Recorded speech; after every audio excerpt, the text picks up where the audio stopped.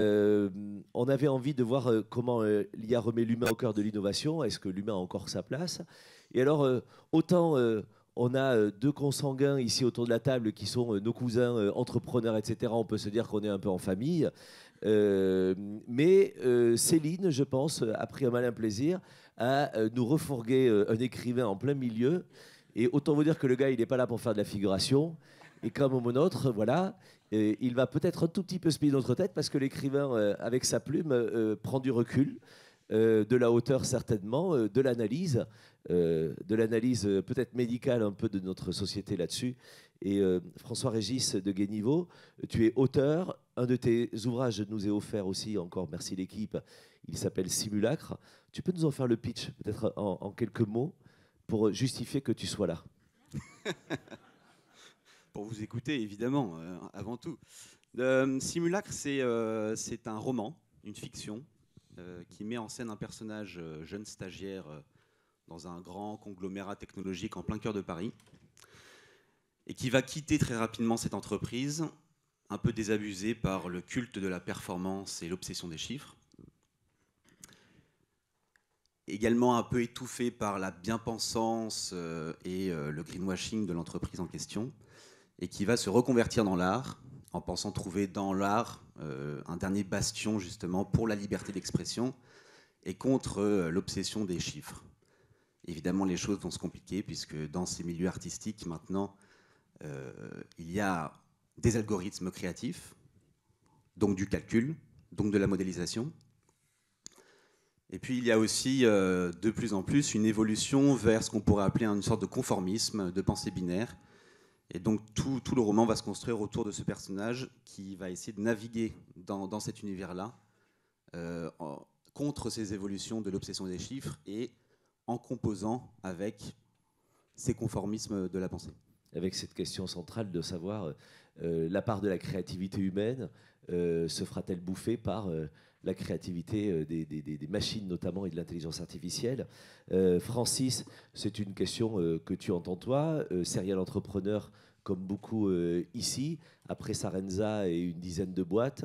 Aujourd'hui, c'est Allegria, c'est ton quotidien, l'intelligence artificielle. Tu fais quoi exactement? Oui, exactement, c'est notre quotidien depuis maintenant quelques années. On a démarré avec le no-code, qui est une première série de technologies qui permettent à chacun de se rendre autonome sur l'usage des technologies digitales, puisque je rappelle qu'on est dans un monde aujourd'hui où l'essentiel de la création de valeur passe par la tech, et il n'y a que 0,3% de la population mondiale qui sait coder, contre 86% qui sait lire, écrire et compter. Donc ça montre le chemin qu'il nous reste à faire, et on ne peut pas continuer à vivre dans un monde comme celui-ci, de plus en plus digitalisé, où on est tous finalement aussi maladroits, mal formés sur nos besoins digitaux du quotidien. Le no-code est arrivé il y a 6-7 ans à peu près. C'était déjà des technologies qui nous ont permis d'avancer énormément. Et puis maintenant, on a tous eu cette émotion incroyable la première fois qu'on a utilisé ChatGPT il y a un peu plus d'un an maintenant, de voir cette réponse se construire sous nos yeux avec un français ou un anglais quasiment parfait. C'était assez dingue.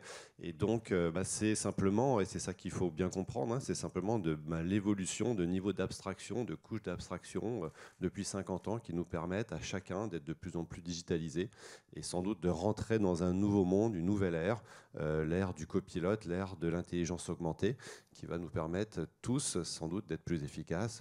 On l'a vu dans le domaine de l'art bien évidemment, mais dans tous les secteurs, puisqu'il n'y a pas un métier qui ne va pas être impacté par l'IA demain, et il faut absolument avoir conscience et il faut s'y préparer. Et pour s'y préparer, pour être au niveau tous les jours, Nicolas, avec My Connecting IA, c'est ça? My Connecting IA avec Thierry qui est dans la salle. Excuse-moi, je le faisais à la véronaise. Tu as le plus gros meet-up mensuel, les podcasts notamment. Raconte-nous, toi, tu nous accompagnes et tu accompagnes nos collaborateurs. C'est ça, pour nous former non seulement à son utilisation, mais à nous éveiller à son utilité dans nos jobs, c'est ça, dans nos business? Exactement, c'est un accompagnement de tous les jours parce que je pense qu'il faut comprendre. Moi j'ai une petite question si tu veux pour faire une animation. Si tu peux répondre à la mienne aussi. Mais tu vas voir en fait. Qui dans la salle utilise l'IA générative plus de 30 minutes par jour? Ne faites pas semblant. Hein. Une minorité. Franchement, donc on doit être à moins de 10. Moins de 10, donc ouais, franchement moins de 5%, quoi. Alors que cette IA générative, justement, elle est accessible à tout le monde. Il Ouais. n'y a jamais eu une révolution technologique aussi facile à utiliser. Il suffit de savoir rentrer du texte dans une chatbox. Donc Ouais. c'est très très facile. Mais donc ce que tu vois là, par rapport au nombre de gens qui l'utilisent, en fait, c'est qu'il manque une intervention, il manque un réflexe, il manque un accompagnement que donc moi je fournis avec My Connecting IA, pour en fait faire passer les collaborateurs sur cette révolution technologique, parce que là, pour ceux qui l'utilisent pas 30 minutes par jour, pour moi, ils passent à côté de la révolution technologique pour le moment. Ouais. Donc il est temps de s'y mettre, et on peut le faire à n'importe quel niveau, en rédigeant ses emails, en faisant des comptes rendus, en faisant une synthèse. Donc ça concerne n'importe qui, à n'importe quel moment, il faut s'y mettre. Elle est accessible à tous, et de l'autre côté, et il faut se faire accompagner pour ça, pour accélérer et être les premiers à en profiter. Alors, quand on vous pose la question tous les jours, alors il y a évidemment ce manque de réflexe, cette méconnaissance là-dessus. Est-ce qu'il y a aussi, et ça va être l'un des sujets centraux de ces discussions, mais c'est le sujet central de toutes les discussions certainement dans les boîtes, la crainte, la peur de cette bête que l'on ne connaît pas, dont on pense qu'elle peut prendre le dessus, qu'elle peut prendre le pouvoir sur nous. Francis, parle-moi de ta vision là-dessus d'entrepreneur déjà. Pourquoi finalement on s'y met pas tant que ça, et pourquoi on a l'impression encore que c'est l'affaire de geeks et de gens enfermés dans leur chambre? Ouais, alors je pense que ça change un petit peu quand même, parce qu'aujourd'hui c'est devenu un sujet dont tout le monde parle. Je crois que vous avez tous vu les études sur le sujet également, et je crois que tout le monde a bien compris qu'on allait tous devoir y passer. On a formé plus de 2500 personnes l'année dernière sur l'IA générative et l'IA en général. On prévoit d'en faire 10 000 cette année. La demande est en train d'exploser. Là, en revanche, où peut-être que les triggers ne sont pas toujours les meilleurs, c'est qu'effectivement, on voit beaucoup de gens arriver dans la tranche, allez, celle de notre âge aujourd'hui, entre 45 et 55, on a bien compris qu'on n'était pas très jeunes, et souvent parce qu'on a cette peur finalement d'être déclassé. Je rappelle que notre génération, c'est nous qui avons introduit souvent Office, Word, Excel, PowerPoint dans les années 90 dans les boîtes. Moi je me souviens à l'époque, j'étais une star parce que je savais faire des slides PowerPoint, et que mon patron de l'époque, qui avait mon âge aujourd'hui, il faisait des transparences sur des rétroprojecteurs. Donc ça a effectivement un petit peu changé depuis, mais pour la génération Word, Excel, PowerPoint, le fait de se dire que demain potentiellement on va plus avoir de job parce qu'on s'est pas formé, c'est le moteur de la motivation pour se former aujourd'hui dans l'IA. Et je trouve que c'est un peu dommage, parce qu'en réalité, il faut qu'on porte tous une vision plutôt positive de l'IA. Ça ne sera que ce qu'on décidera d'en faire, nous tous collectivement, les humains. L'IA doit être à notre service et pas l'inverse. Malheureusement, ça ne sera pas toujours comme ça. Je rappelle, c'est 40% de gain de productivité dans les 10 ans à venir liés à l'IA. Donc c'est potentiellement peut-être un job sur deux qui va disparaître. Et je pense par exemple à tous ces gens qui travaillent aujourd'hui dans les call centers. Dès aujourd'hui, il y a des IA qui sont capables de les remplacer à la voix en temps réel. C'est aujourd'hui, ce n'est pas dans 3 ans, dans 5 ans. Je crois que c'est 200 000 personnes en France qui travaillent dans les call centers. Qu'est-ce qu'on va faire de tous ces gens? Il faut absolument leur trouver des solutions. Sinon, on va vers une catastrophe sociale, et c'est à nous tous de prendre cette responsabilité. Quel type de solution, Nicolas? Quel type de solution pour les employés, Ouais. C'est les équiper, Francis l'a dit, c'est toute la bureautique qui est révolutionnée. Donc ça veut dire tout type d'outils. Comprendre qu'un collaborateur qui est moyen sur des outils de bureautique et qui est bon sur l'IA générative va être meilleur au final sur la bureautique qu'un collaborateur qui est bon sur la bureautique. Parce que ces outils d'IA qui sont faciles à prendre en main, ils savent très très bien gérer tous les Word, Excel, PowerPoint, et c'est exceptionnel là-dessus. Donc c'est là-dessus et ça va être dans ce sens-là. On n'en est qu'au début. Donc imaginons que ces modèles, dans 6 mois, ils permettront de faire tous les graphiques, toutes les présentations que vous pouvez imaginer. Donc ça, c'est ces outils. Il y a ChatGPT qui est toujours évidemment l'outil central. Je rejoins Francis sur ce qu'il a dit. ChatGPT, donc 100 millions d'utilisateurs en 2 mois, entre le 30 novembre 2022 et début janvier donc 2023. Ça a déclenché quelque chose au plus profond de nous. Ça veut dire qu'il n'y a pas eu de campagne marketing pour faire prendre ChatGPT. Ça veut dire qu'il y a quelque chose de fondamental qui est révolutionné. Et sur les outils, un autre cas aussi, c'est des outils qui permettent de transcrire des réunions, d'enregistrer toutes les réunions qu'on peut faire en visio. Ça, je pense que c'est quelque chose qu'on ne voit pas, qui tourne un petit peu derrière. Moi, j'utilise ça depuis 1 an et demi. On ne peut plus s'en passer. Mais ça, en fait, ça permet d'accéder à l'information, de la retransformer ensuite avec ChatGPT pour en faire tout ce qu'on veut. Et ça, c'est fondamental. Tout le monde va utiliser ça. Merci. Le regard de notre écrivain. Alors attention, hein, c'est pas une bête curieuse qu'on a fait venir ici au milieu de 2 fauves. Tu es aussi chasseur de tête, tu es dans le business au quotidien et l'écriture. Et j'allais dire ta double vie, en tout cas celle que tu revendiques. Tu l'utilises toi dans ton job de chasseur de tête, l'intelligence artificielle, est-ce qu'elle t'aide déjà? En tant que chasseur de tête, pas tellement pour l'instant parce qu'on est sur des postes très sélectifs. Donc on va aller chercher, un peu comme les postes dont on entendait parler tout à l'heure, des profils extrêmement particuliers qui, à mon avis, échappent à de la modélisation pure. Dans l'écriture, la question se pose. Voilà. Tu n'as pas utilisé l'intelligence artificielle pour écrire ton livre? J'ai utilisé une fois, et je vais vous raconter l'anecdote. Et avant ça, il y a eu une anecdote qui a défrayé la chronique ces derniers temps, puisque l'équivalent du Goncourt japonais a avoué en janvier, après avoir reçu le prix, avoir utilisé ChatGPT à raison de 5 à 10% de l'ensemble du texte. Donc l'ensemble du texte a été écrit en grande partie par l'auteur, mais 5 à 10% directement copié-collé de ChatGPT. Ce qui a posé évidemment 2 grandes questions dans la communauté artistique. La première, c'est la substitution de l'artiste par l'IA. Est-ce qu'on va être dépassé? Est-ce qu'on va être remplacé? Donc là, il y a une blessure narcissique qui se pose. Bien sûr. Et puis la deuxième, c'est la contrefaçon potentielle. Ouais. C'est-à-dire quel est le faux du vrai? Est-ce qu'on arrive à trier?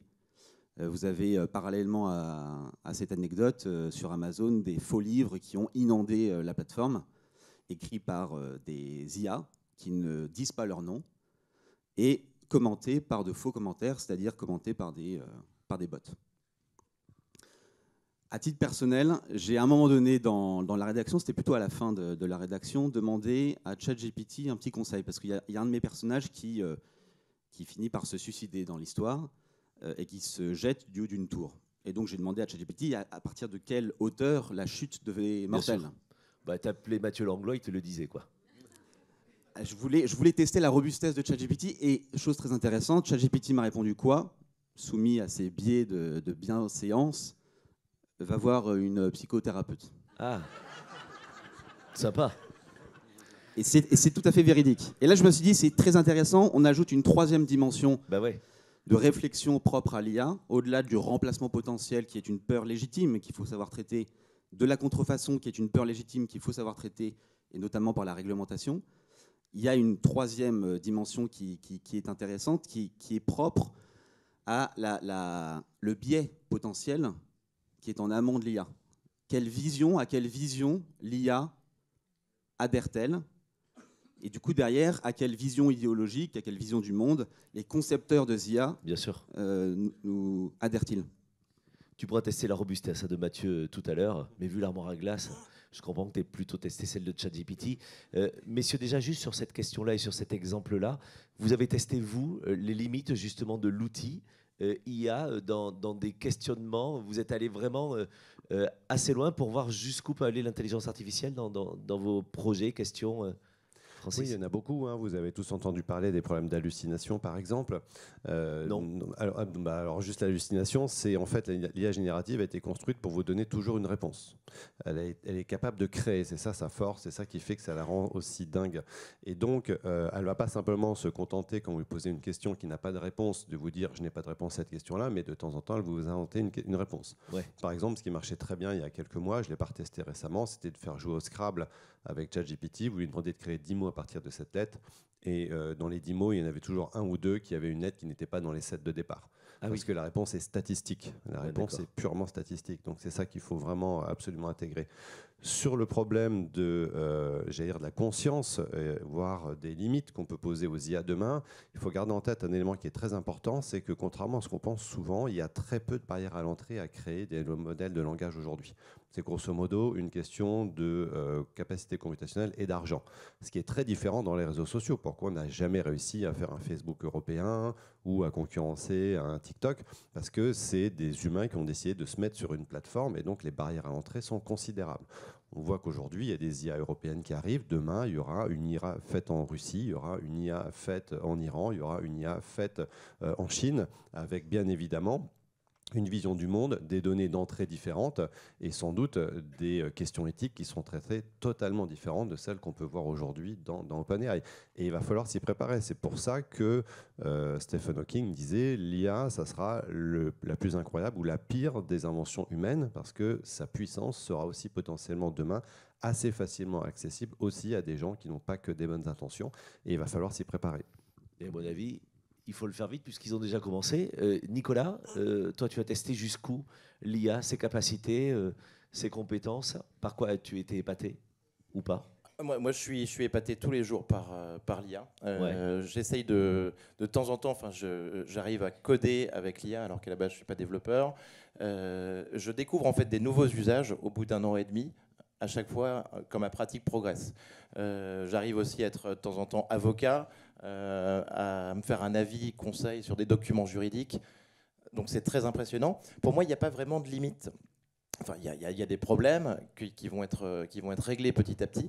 Les limites de ces modèles aujourd'hui, elles viennent de la safety, de la sécurité qu'on veut imposer à ces modèles. Aujourd'hui, un modèle de type GPT-4, il est d'une puissance extraordinaire. Et on va voir avec GPT-5, donc c'est quasiment infini. En fait, les limites qu'on se pose, c'est comment est-ce qu'on fait entrer ces modèles dans la société sans faire trop peur. Bien sûr. Après, par contre, évidemment, limite sur le wokisme. On a vu ça avec Google, avec son... Un tout petit peu le micro, pardon. Juste Merci. sur le menton, parce Yes. que ça floppe. Voilà, sur le menton. Merci, Nicolas. Dessous. Ouais, baisse-le un peu. Et donc, Voilà, Google, avec la génération d'images, qui avait un moteur de génération d'images qui partait dans tous les sens, qui refusait en fait de générer, de produire un homme blanc. Donc ça, c'était un problème. Ils sont allés beaucoup trop loin là-dessus. Donc aujourd'hui, on essaie de trouver en fait le curseur au niveau en fait de ce que ces modèles représentent par rapport à nos sociétés, nos différences culturelles. Et ça va être un vrai enjeu en fait. Et donc là-dessus, il faut faire très attention à ça. Est-ce que dans la question que l'on se pose là et ce que vous évoquez, on acte le fait que l'humain n'a plus le monopole de la créativité et de l'innovation? Est-ce qu'on se fait à cette idée? Est-ce que toi, François-Régis, tu te fais à cette idée ou pas encore? Tu restes un tout petit peu... Pas encore. Ouais. Francis a parlé de la création et de la créativité de l'IA. Je ne sais pas si on peut parler de créativité dans la mesure où ça reste fondé sur de la statistique et des corrélations. Est-ce que c'est ça la créativité? Je n'ai pas la réponse. Mais je continue de me poser la question et je continue de croire qu'il y a autre chose, d'indéchiffrable, d'incalculable, d'inquantifiable. Et je pense que peut-être qu'il y a une grande menace de l'IA qui n'est pas tellement autour des applications techniques, autour de la contrefaçon. Tout ça va finir par être normé, réglementé. Je pense que la grande menace qui entoure l'IA, c'est une idéologie, c'est-à-dire la croyance qui se diffuse peu à peu dans les sociétés selon laquelle le réel peut être entièrement modélisé et calculé. Ça, j'y crois pas du tout. Mais c'est de l'ordre d'une croyance. Il y a une phrase qui me vient en tête en vous entendant parler, qui n'est pas de Mike Tyson cette fois-ci, mais qui est d'un auteur qui écrit sous pseudonyme. Et son pseudo, c'est Baudouin de Bodina, et qui dit pour juger du progrès, il ne suffit pas de voir ce qu'il nous ajoute, il faut aussi considérer ce dont il nous prive. Et j'ai l'impression que la grande menace potentielle de l'IA, en tout cas de l'obsession qu'on peut avoir vis-à-vis de ces métiers-là, qui évidemment sont importants et qu'il faut pouvoir adapter aux entreprises, ne serait-ce que pour ne pas se faire déclasser par les autres, Oui. il faut pouvoir aussi, en même temps, considérer ce que l'IA nous fait perdre de vue. Est-ce que ça nous enlève? Et je pense que l'incalculable, l'indéchiffrable, qui est le propre de l'art et peut-être de l'esprit critique, c'est quelque chose qu'il faut absolument revitaliser dans cette tendance.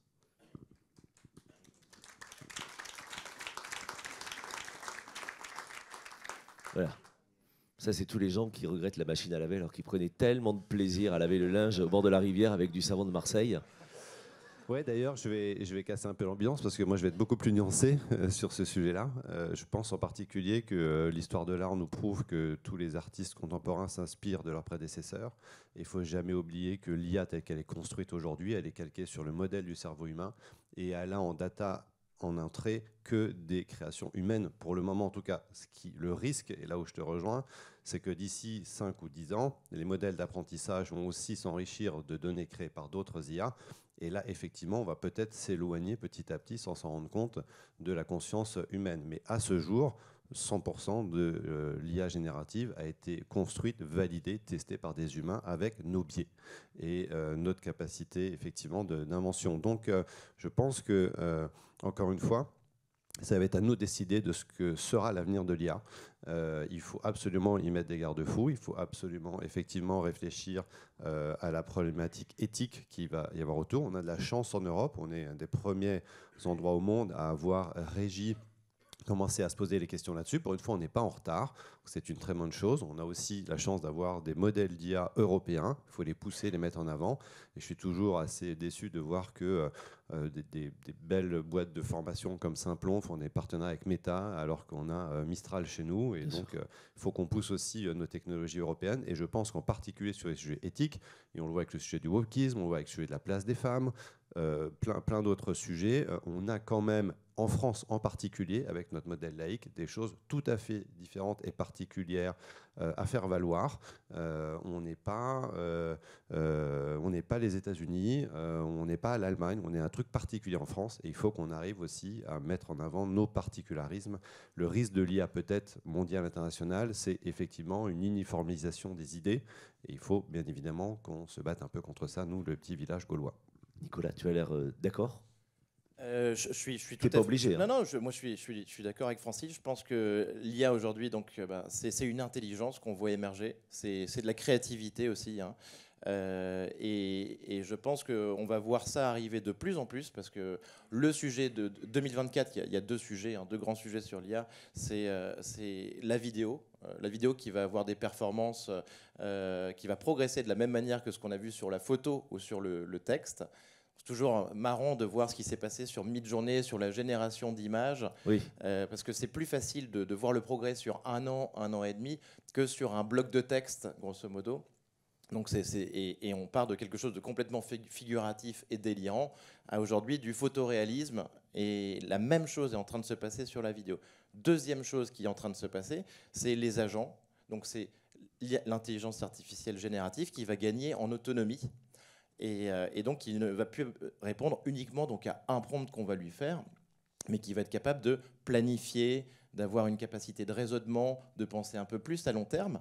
Et là, en fait, si tu veux, par rapport à ta question sur la créativité, aujourd'hui, donc, elle répond, cette IA générative, par rapport à un prompt. Donc, c'est nous qui la guidons.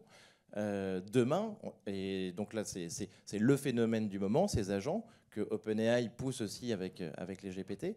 Demain, et ce qui arrive, c'est que là, cette IA, elle va pouvoir partir toute seule et avancer sur plusieurs étapes. Et donc, elle est beaucoup plus loin, en fait, sur la création.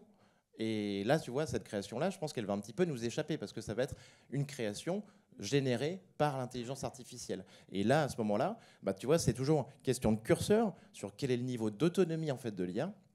Et il va être de plus en plus haut. C'est pour ça qu'aujourd'hui, aux États-Unis, aux États-Unis et dans le monde, il n'y a pas de copyright en fait sur ce qui est généré par l'intelligence artificielle, parce que on considère que tant que l'humain n'intervient pas ou que son intervention n'est pas assez forte, en fait, ça reste quelque chose généré par l'ordinateur, par la machine, et que donc c'est pas copyrightable. Mais ça, je pense que ça va continuer parce que avec ces agents, avec cette autonomie, on va avoir de plus en plus de choses qui vont être créées par l'intelligence artificielle. Allez voir, il y a des articles super intéressants qui vous montrent notamment les créations graphiques de Midjourney il y a 1 an, il y a 6 mois, il y a 3 mois, il y a 1 mois.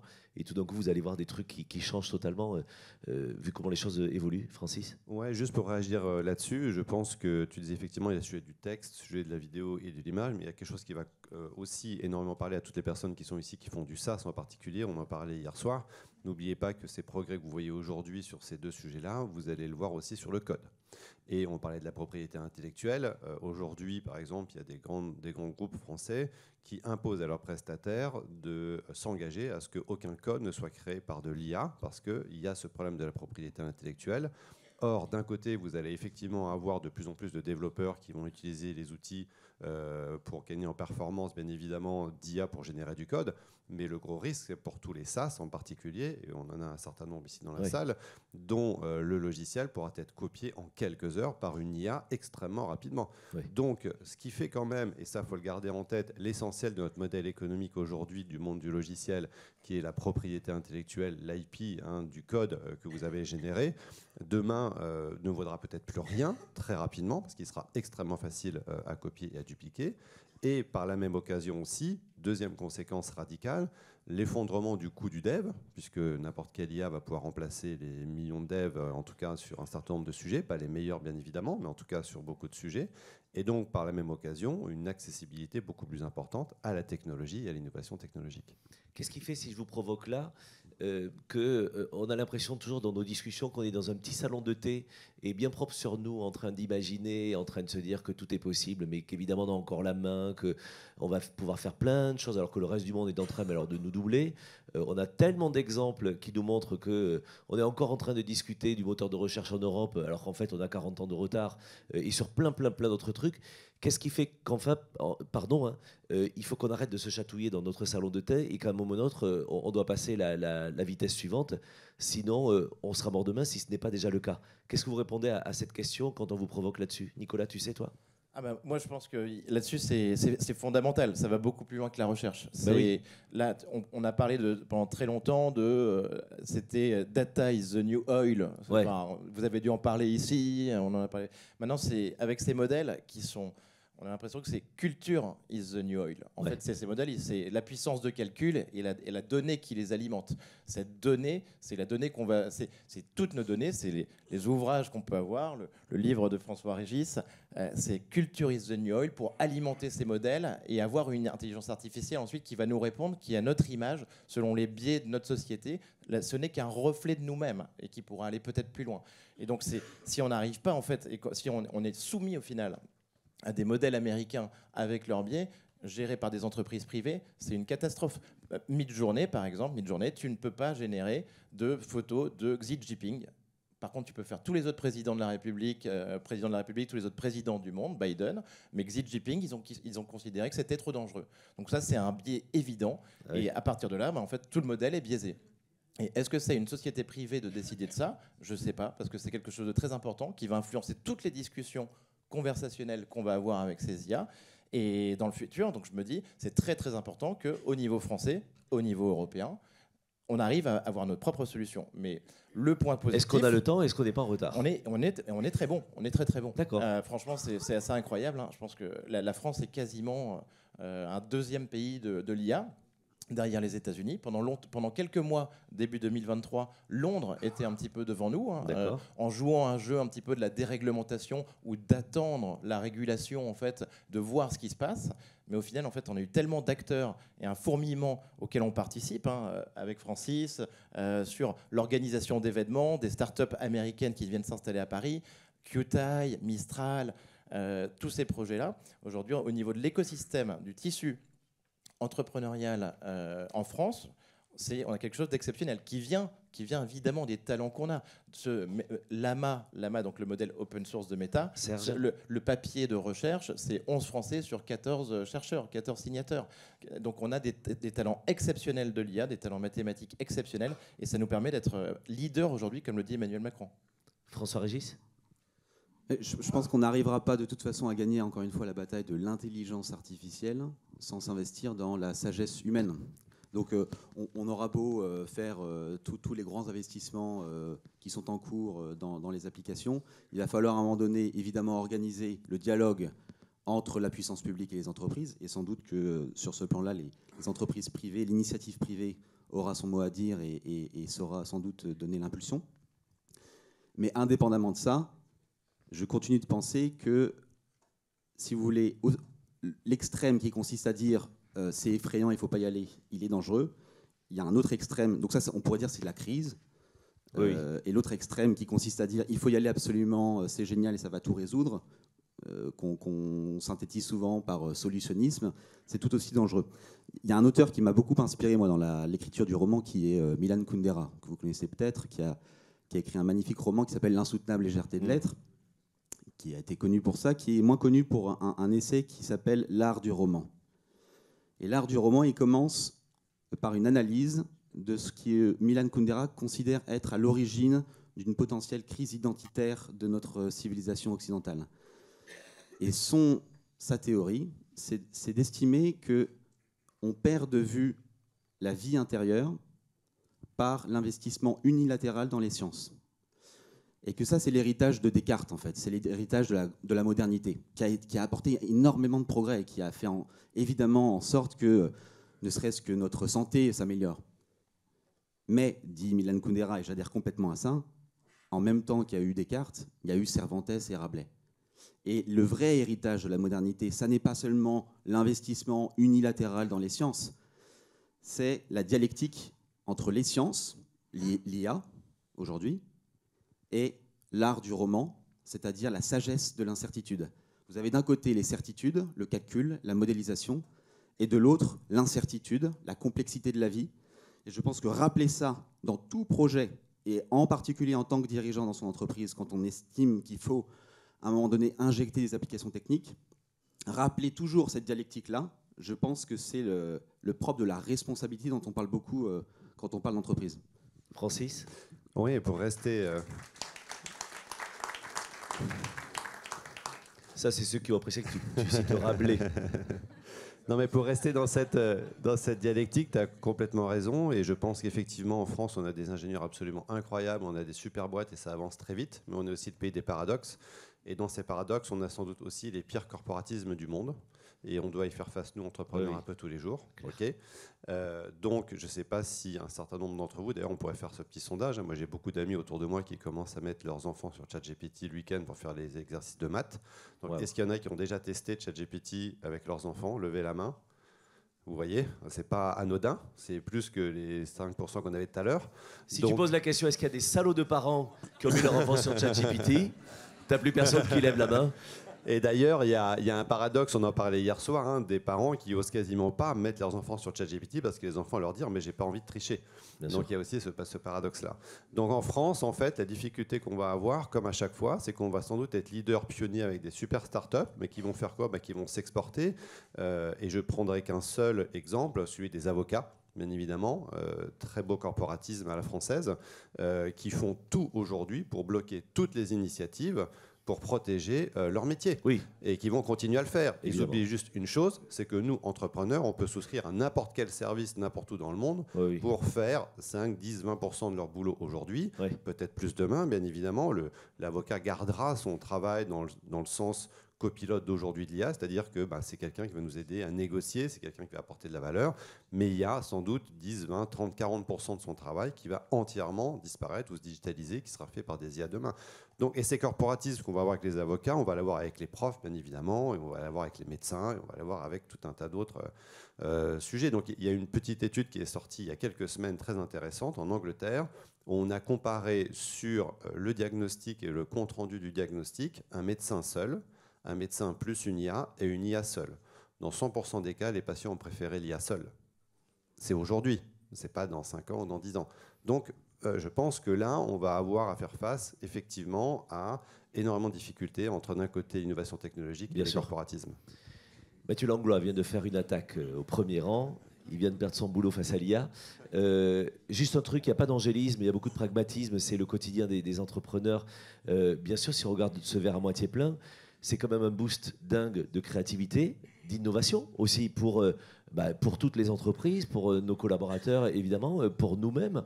Ce qu'elle apporte cette IA, c'est dingue. Profitons même, allons chercher encore plus pour être encore plus créatifs, encore plus innovants. Nicolas, c'est ce à quoi tu formes toi les équipes? Ouais, tout à fait. Moi, je forme des équipes créatives et des équipes. En fait, il y a deux dimensions, créativité et productivité. Ouais. Voilà. Donc, productivité, on gagne des heures de travail par semaine et c'est toujours super sympa. Et créativité, et ça, en fait, on a du mal à le concevoir parce qu'on est resté souvent bloqué sur des IA prédictives, sur le big data, créativité, sur des équipes d'agences stars de créatifs.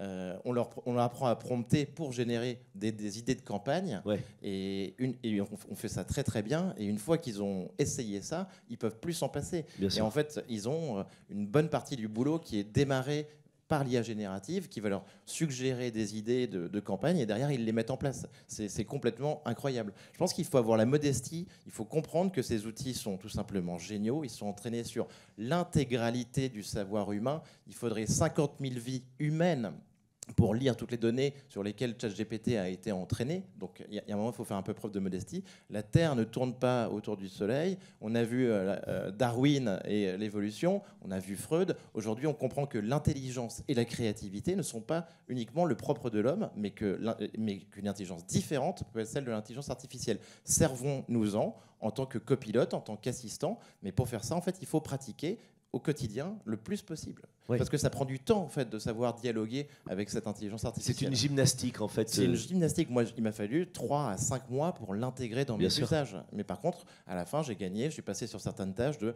3 heures à 15-20 minutes et je peux plus m'en passer. Je disais ça hier. Tout simplement, en fait, moi, sur les derniers modèles Claude 3, ChatGPT 4, je les ai intégrés complètement dans mon quotidien sur des comptes rendus par rapport à mes podcasts et tout ça. Aujourd'hui, si je ne les utilise pas, je peux passer 3 heures, 4 heures tout seul à essayer de faire le même exercice sans avoir ces outils d'IA. Même au bout de 3 heures ou 4 heures, je n'arrive plus à avoir le même niveau de résultat et de performance. François Régis, c'est un peu l'histoire de ton personnage en fait, Ouais, totalement. C'est exactement dans ça. Simulacre. C'est l'artiste qui quitte l'entreprise, le C'est monde ça. des chiffres. Je qui se découvre retrouve, qu'en fait, je suis dans un roman. Exactement. Tu m'as Tu es un énormément personnage de inspiré. roman. Ouais. Une sorte d'inception en conférence. Je te ferai une petite dédicace Bien sûr. particulière et spéciale pour ça. Moi, il y a une anecdote qui m'a quand même beaucoup marqué ces dernières années et je pense qu'il symbolise un peu ce qu'on est en train de se dire. C'était le fameux match, vous savez, d'AlphaGo avec le champion, le plus grand champion mondial de Go. Les Seedle. Oui. Exactement. C'était en 2016. Donc ça remonte un peu. Hein. Mais ce qui est intéressant, c'est que dans les anecdotes, donc AlphaGo évidemment a battu à plat de couture le meilleur champion, sachant qu'on est sur des combinaisons de l'ordre de 10 puissance 300, ce qui est considéré comme plus élevé encore que le nombre d'atomes. Pardon, on parle pas de observable. pétanque là, on parle de champion de quoi? De Go. Oui, c'est ça. Non, mais juste voilà, Ouais. Pas de jeu d'échecs. c'est bien ça. Ce qui était intéressant dans cette histoire-là, c'était les commentaires des joueurs professionnels qui observaient le match et qui disaient c'est hyper intéressant parce que AlphaGo est en train de nous proposer des nouvelles méthodes de jeu. On n'avait jamais vu ça. Et donc là, on avait pour la première fois, de manière hyper explicite, effectivement, une sorte de créativité, je ne sais pas comment on peut l'appeler, une sorte d'invention fondée sur des corrélations, donc fondée sur l'existant humain, mais à partir desquelles l'IA va déterminer des nouvelles lois. Et ça, pour le coup, pour essayer de répondre à la question, oui, l'IA va remettre l'humain au cœur de l'innovation parce qu'elle va nous forcer, en fait, un peu à son corps défendant, elle va nous forcer à nous améliorer par ses propres progrès. Juste parce que le temps est compté, qu'est-ce que ça nous dit aujourd'hui de la définition qu'on pourrait donner à l'aune de toutes ces connaissances de la créativité? Quelle est la définition que vous donnez aujourd'hui de la créativité qui ne serait pas la définition qu'on aurait pu donner il y a quelques années encore? Qu'est-ce que vous diriez, vous, en quelques mots, avant que la salle puisse vous poser une ou deux questions? Francis? Non, je crois que la créativité, on a toujours cru que c'était le propre de l'homme. En fait, on sait depuis quelques années que c'est pas vrai, qu'il y a déjà plein d'autres animaux qui sont eux aussi capables de créativité. Donc c'est juste l'émergence d'une nouvelle intelligence sur la planète. Les transhumanistes, tels que Ray Kurzweil, diraient qu'on passe d'une base carbone à une base silicone, mais à la fin c'est la même chose et qu'on peut faire de la créativité finalement sur n'importe quel matériau. Oui. Je ne sais pas si on peut aller jusque-là, je ne suis pas spécialement transhumaniste pour moi-même, mais en tout cas je vois l'émergence effectivement d'une nouvelle intelligence. Et ce dont je suis sûr aujourd'hui, et c'est pour ça qu'on est là avec Nicolas, c'est qu'on n'est pas préparé. On n'est pas préparé à ça. Et il faut absolument qu'on s'y prépare tous ensemble. C'est ça qui me paraît le plus important. Sinon, ça sera une catastrophe. Quand on parle de nouvelle intelligence, on ne parle pas que de Cyril Hanouna, bien sûr. Peut-être sur la définition de la créativité, François Régis. Pour moi, ça a quelque chose à voir avec le pas de côté, ce qu'un philosophe que j'aime beaucoup, François Julien, appelle la décoïncidence. C'est se démarquer d'un conformisme, faire autre chose. Ouais. Et c'est la raison pour laquelle je continue de penser que l'IA n'est pas encore totalement créative. Merci. Nicolas? Et donc pour moi, l'IA est totalement est créative, Et là-dessus, il faut libérer son potentiel, il faut voir ce qu'elle peut faire. Et par contre, comme le dit Francis, il y a un enjeu énorme d'évangélisation. Et en fait, moi, je parle quasiment, on parle de formation, mais c'est quasiment une mission aussi, parce que sinon, en fait, on va droit dans le mur. Il faut absolument s'approprier ces outils et que tout le monde se les approprie pour pas qu'il y ait une scission dans la société, parce qu'elle serait terrible, parce que l'accélération que permettent ces outils-là, on peut pas avoir deux populations, une qui utilise pas, parce que là, sinon, il y aura un énorme choc, et ça, c'est un énorme danger. Donc, c'est pour ça qu'en fait, que ce soit vis-à-vis des entreprises, vis-à-vis du grand public, en fait, il faut former, éduquer et faire en sorte que les gens utilisent 30 minutes par jour minimum. Et former aussi à l'esprit critique, parce que quand vous testez ces outils-là, il y a quand même une somme de conneries qui sont racontées. Voilà, former l'esprit critique. Nicolas, l'esprit critique, mais avant l'esprit critique, pour moi, il y a l'utilisation de l'IA. Bien sûr. Parce que si tu n'utilises pas l'IA, ça va tellement vite, en fait, que tu ne peux même pas faire preuve d'esprit critique. On est d'accord, et tout est en même temps. On va faire preuve de créativité. Je vais vous dire pourquoi. Parce que, sauf si on me donne l'ordre contraire dans la salle, normalement, c'est l'heure de la pause. Donc, est-ce que les questions se font pendant la pause et comme ça, vous les harcelez au milieu du café? Ou est-ce qu'on a 3 minutes ici pour prendre des questions? C'est bon? Très bien. Excusez-moi, vous, je ne vous écoute pas. C'est Céline, ma patronne. Ok, vous êtes sympa. On va passer la catchbox, s'il vous plaît, dans la salle. Elle est où, la catchbox? Hop, hop, hop, balancez-la. Elle est là, très bien. Présidente, vas-y, une question ici au premier rang et puis ensuite là-bas. Vous gardez la main levée. Quand vous aurez une crampe, on arrive. Merci. Ah, la catchbox, les gars, s'il vous plaît. Catchbox, vas-y. N'ayons pas peur de l'avenir, nous n'en avons pas. Prochain sprint. Merci beaucoup de nous avoir planté le moral. Sujet de... Non, pas du tout. C'était sujet de concours d'éloquence. Ma fille, la semaine dernière, elle a 17 ans. Elle a fait un beau texte profond, drôle, et je lui ai demandé... Tu es son attaché de presse. Tu as utilisé ChatGPT? Et elle me dit, mais ça va pas la tête. J'ai cru un seul instant qu'elle avait une très haute morale. Mais pas du tout. Elle t'a menti. Elle m'a dit, maman, c'est ridicule. ChatGPT n'a pas d'humour. Qu'en pensez-vous? Non, je pense que tu devrais te méfier de ta fille, surtout. Ouais. ChatGPT a beaucoup d'humour. Il est capable d'inventer effectivement des choses dans l'humour. En fait, sa panoplie de créativité est énorme aujourd'hui, très très large. Donc il n'y a pas de difficulté aujourd'hui à faire de l'humour à ChatGPT, bien évidemment. Je pense qu'encore une fois, il ne faut pas non plus s'arrêter à ce qu'est capable de faire l'IA aujourd'hui. Il faut regarder la vitesse à laquelle ça progresse, et c'est ça qui est absolument dingue. Et donc, il y a, je pense aujourd'hui, aucun doute sur le fait que toutes les questions qu'on peut se poser aujourd'hui vont avoir des réponses sur la sécurité, la scalabilité, l'éthique de ces sujets. Je pense que c'est ça qui est important. En revanche, il y a un élément dont on n'a pas du tout parlé ce matin qui est, à mon sens, encore autre chose, c'est ce qu'on appelle l'IA forte, c'est-à-dire à partir du moment où on ne sera plus capable de faire la différence entre l'être humain et la machine. Pour ça, il faut encore un peu de technologie, un peu de temps. Personne n'est capable de dire quand est-ce que ça arrivera, est-ce que c'est dans 5 ans, dans 10 ans. Mais ça va arriver. Mais ça va arriver. Le jour où on y sera, tout ce qu'on s'est dit ce matin, vous pouvez tout oublier, on repart à zéro. Et là, en revanche, on va rentrer dans un monde où le modèle économique dans lequel on vit aujourd'hui sera entièrement à revoir, puisque on aura des intelligences artificielles qui seront totalement l'identique de l'homme. Et là, ça va devenir très compliqué à gérer, c'est sûr. Mais ce n'est pas pour tout de suite. Réponse rapide, messieurs. Oui. Moi, très important là-dessus. Pour AGI, intelligence artificielle générale, IA forte, dont parle Francis. En France, malheureusement, aujourd'hui, moi je le vois avec tous mes meet-up et mes podcasts, c'est un gros mot. On n'a pas trop le droit de parler de ça, c'est un peu bizarre, ça fait peur. Aux États-Unis, chez OpenAI, chez DeepMind de Google, c'est la condition sine qua non de venir travailler sur l'AGI et de croire à l'AGI. Et on parle d'ici 3 à 5 ans, grosso modo, sur les dernières prédictions des chercheurs sur Metaculus. Donc on s'oriente vers ça. Ça va arriver, ça peut arriver très très très rapidement. Sûr, et ça va tout changer. Et donc il faut en parler. Il faut en parler. Évidemment. François-Régis. ChatGPT fait des blagues. Est-ce qu'il est capable de faire de l'humour? Pas sûr. Parce que l'humour demande d'avoir de l'esprit. Et pour reprendre la définition de la créativité liée à de la décoïncidence au pas de côté, je crois que dans les poches de décoïncidence auxquelles on a affaire en tant qu'être humain, il y a la culture, il y a l'art, la philosophie, la religion pour certains, et l'humour.